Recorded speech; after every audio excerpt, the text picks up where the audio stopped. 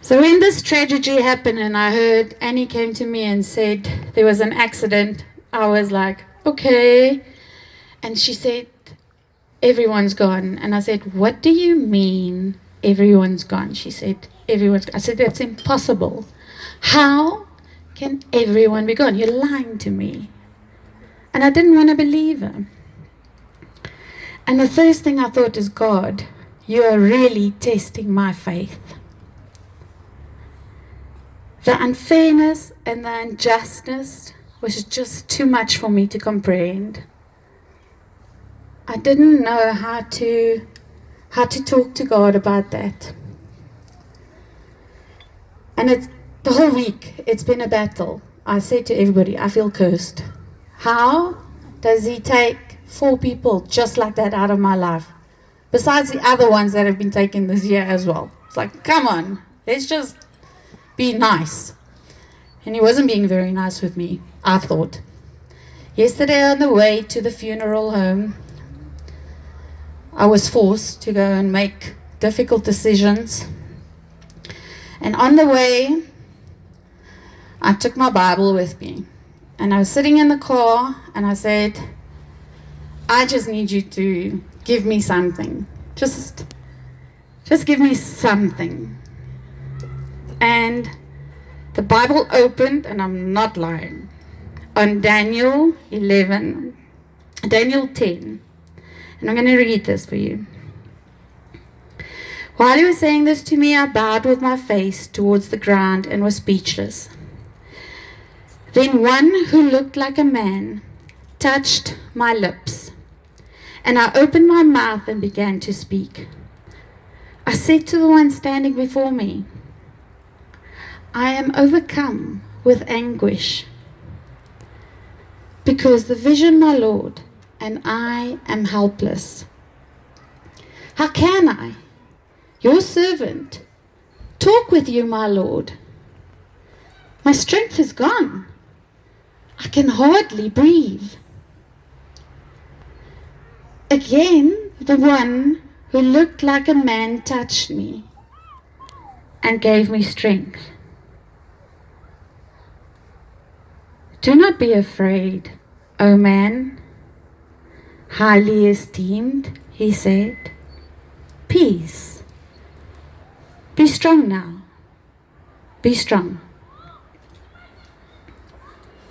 So let me be clear, although this is not a religious ceremony in a church, I know God is present, and I have no question in my mind where they are.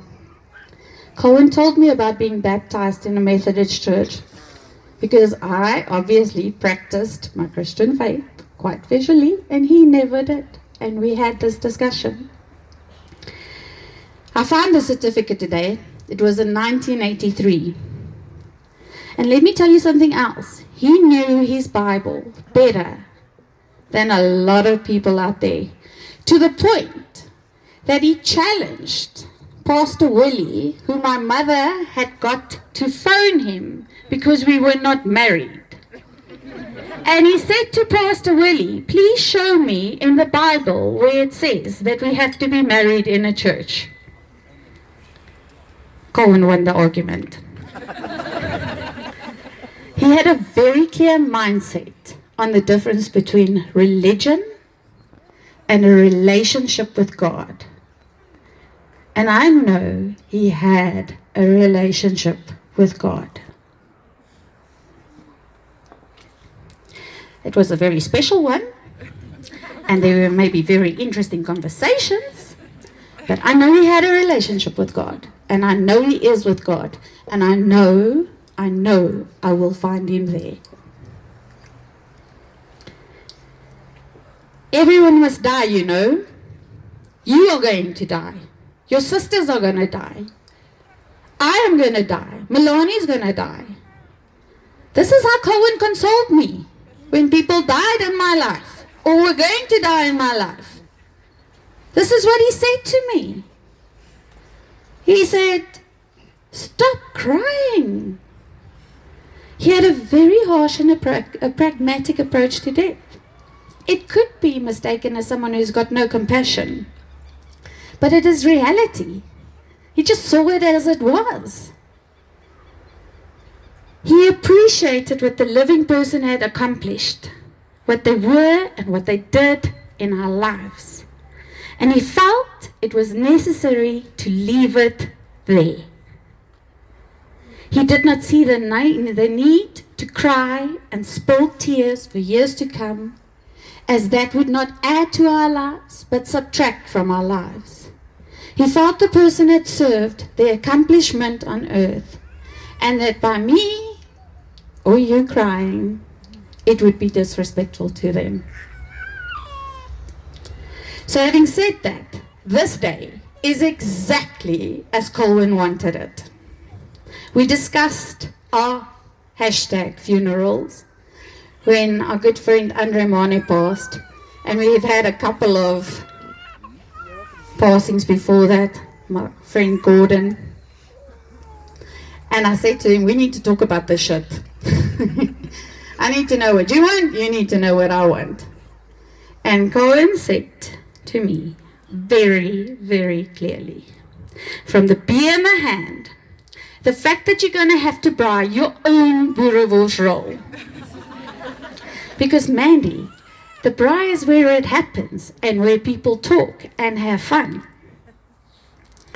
Give people something to do, otherwise they just sit around and drink too much. We all know you do that. The fires. Carlos, Derek Sasson, we all know. This is what he wanted. Exactly this. He didn't want these speeches. I'm sorry. They made me do it. And the table decorations are maybe a bit of an overreach. But we got so many flowers, but we had to do something with it. So if you want, take it. Nobody's going to stop you. However, I'm very, very sure he saw how hard we tried to live up to his expectations, and how we had meeting after meeting with the staff and moved the table an inch there and an inch there and moved this furniture 10 times from there to there to there to there. Now Colwin wouldn't want it like that. Now Colwin wouldn't like it like that. Now Colwin wouldn't want, no, we must move it, no, let's do this way. And then I would walk into the house and everybody would just see my face and it would be, oh, okay, no, let's just do it this way. It was horrible. It was the most heart-wrenching social I ever had to arrange without having my side man next to me, my guide man next to me saying, this is the way we're supposed to do it after an hour-long argument. He's looking down now and he's saying, it's perfect. It's perfect. According to him, he wanted this day to be for you. He wanted you to remember the good times he had created for you, let's be honest, and shared each and every one of you who had been part of his entire life. It was easy, he always said to us. All you need is a couple of friends, music, fire, beach, cooler box, and you've got a perfect recipe for a party. Except you had thousands of minions behind him setting up the party. The more he could get people together, having fun, laughing, enjoying life, the happier he was. And one of his favorite sayings was, if I could push the button right now and change my life, if someone put a button here right now and said, push it and change my life, I would not do it, except if I can become a rock star. That's what he said. I'm going to quickly read you a preface of what he'd written himself in regards to the diving industry. I don't know what it was for. I think it was an associate ACOC session or something. But it just rings true. Welcome to my wonderful world of professional scuba diving. It was when he became a course director, I think. I'm here today at the pinnacle of my career. My success is largely the result of our associates. My success is largely the result of my associates who believed in me. The efforts of the people who bought into my lifestyle. That's you guys, club members, people who supported us through the years. And others who carried me with the enthusiasm. He's talking about the Paddies, the Scuba Pros, the Cressies, the Oceanics, the industry. Scuba diving leads us through the entire spectrum of emotions. It can be very exciting and exhilarating, and can also be incredibly peaceful. It can be soothing and rewarding, and at times even stressful. I often joke, it is very addictive and highly contagious, but ultimately it culminates in a lifestyle. The people in the industry who are here today, the instructors, the dive masters, please listen to this. We have in our hands the power to dramatically influence other people's lives. It is the sharing of immense adventures, making lifelong friends, going to exciting places, a social escape from the dregs of life. From what life gives us, we make a living. Through Scubaversity and the diving industry, and what we give, we make this a lifestyle. He loved this industry with a passion, and in the last 10 years had been somehow, for some other freaking reason, inspired to change it. Breakfast Club. He wanted it to become stronger. He wanted it to become greater. And he get, and often at great resistance. A lot of people did not understand his motivation. Yes, he had his own interests at heart, always. Mandy, we run a business. But he saw the bigger picture. He saw that if Scubaversity grows, the industry will grow. And that's all he wanted. However, whenever we had a Breakfast Club meeting, and I don't know who's here from the Breakfast Club, but whenever we had it, you might remember this. He would often remind you that he's in this business for the lifestyle, which is why he would leave me running the business and he would be fixing camper vans. This man, I'm very sure, ruled the world from the day he was put in his cot. There was one way, and we all know it was his. He loved the debate you gave. He would let you debate for freaking hours. But at the end of the day, 99% of the time, he knew from the beginning that his decision was going to be the right one. Infuriating enough, this is true most of the time. Colwin had the ability to get people to do whatever he wanted them to do, regardless whether they liked it or not. And then they still loved him, and they were still loyal to him. There was a mystery around that I could never understand, because I was the only one who said, can't we do it? And everyone else just said, yeah, it's okay, it's all.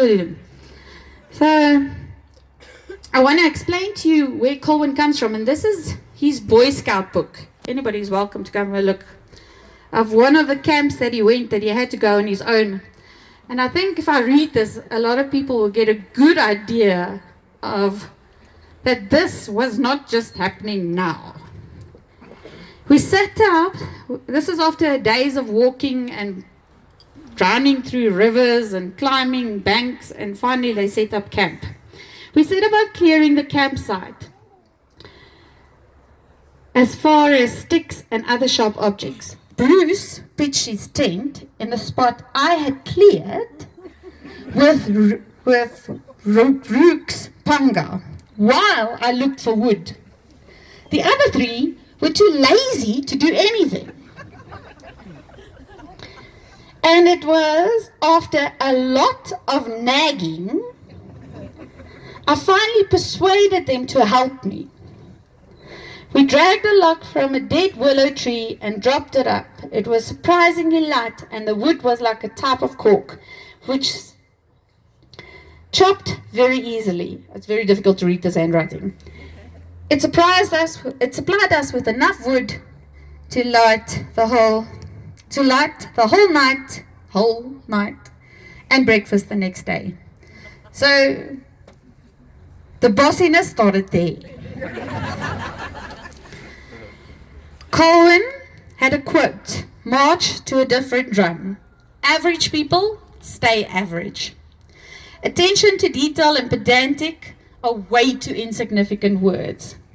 Anyone, especially my interns, associates and staff, understood. You don't just set up camp. You've got to line up vehicles, line up campfires, line up tents, and God save your soul if you pitched your tent in the wrong place. So often we had to go fetch customers' tents from the middle of freaking nowhere, Shanae, and bring them to the Scuba-versity camp because they're not allowed to camp on the ander kant van die gat.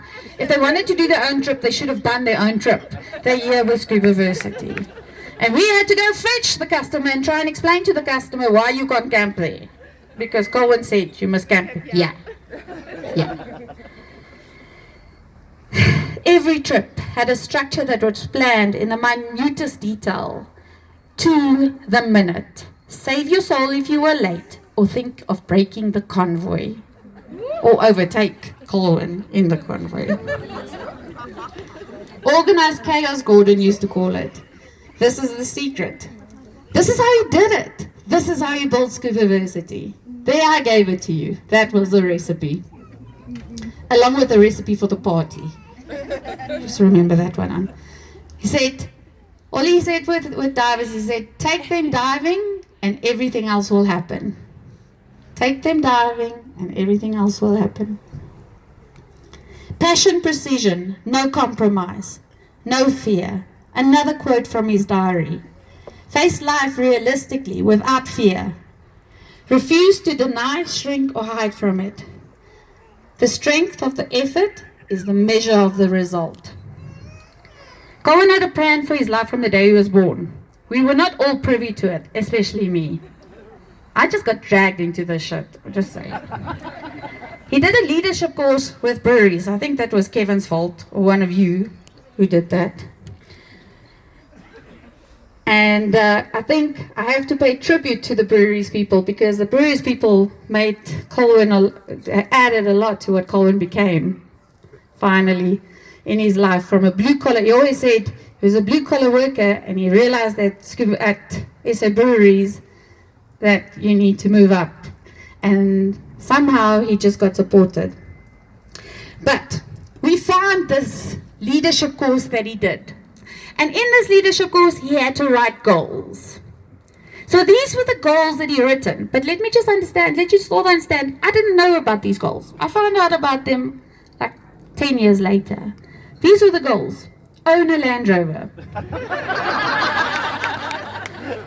Buy a property to build a dive center. Build the biggest, I'm not lying to you, build the biggest dive center in South Africa. Thatch, double-story, open plan house with bedroom upstairs. Please go have a look at my house. Own a rubber dog. I'm so grateful we didn't get that one. Here's another joke. Married, established, happy and secure. Have a sexy girlfriend. Yay! He won!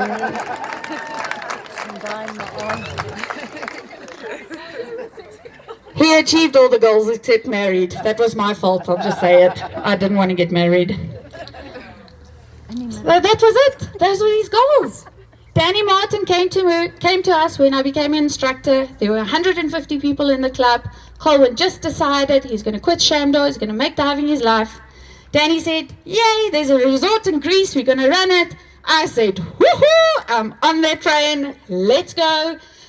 Next day I got a call from Colwin. He says, don't you want to meet me at this property?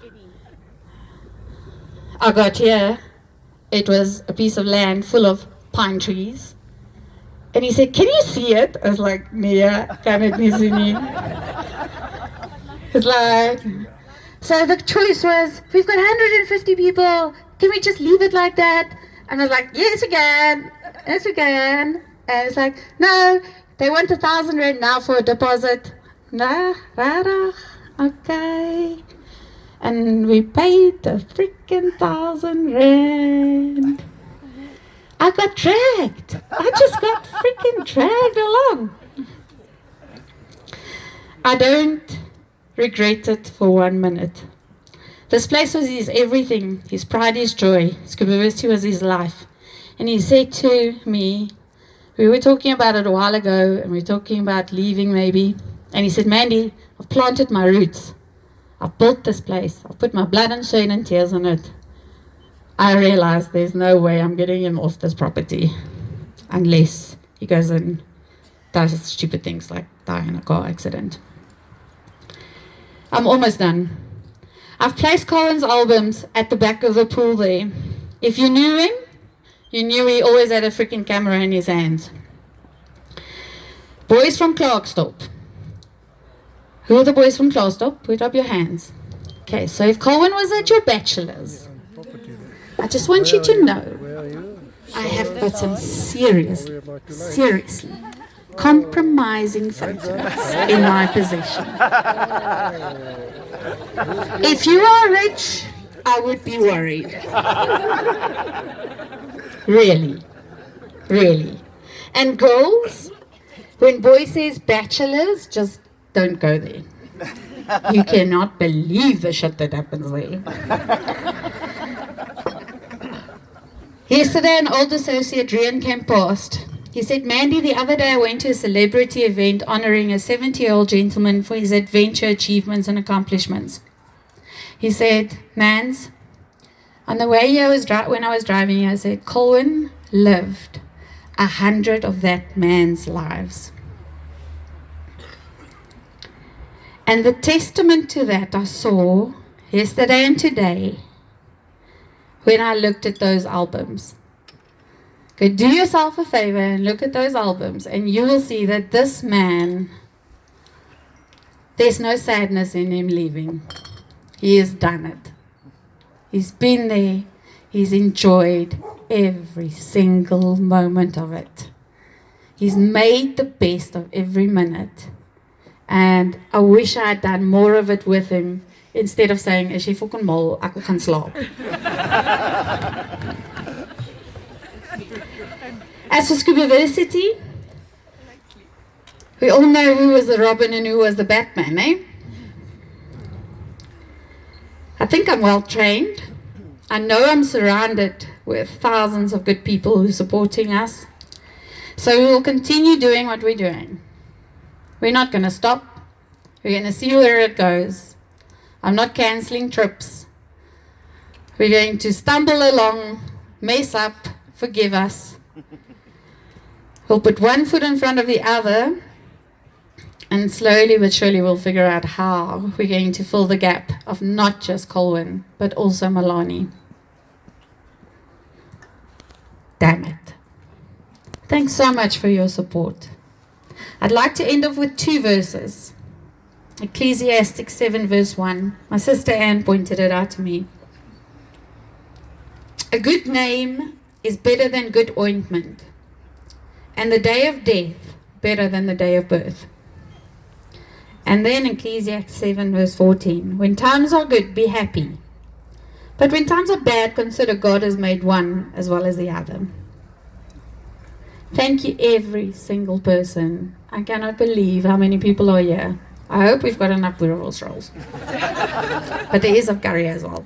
And there's a KFC up the road. I know we've got enough alcohol, so we covered there. Charlene, can I do it? Okay.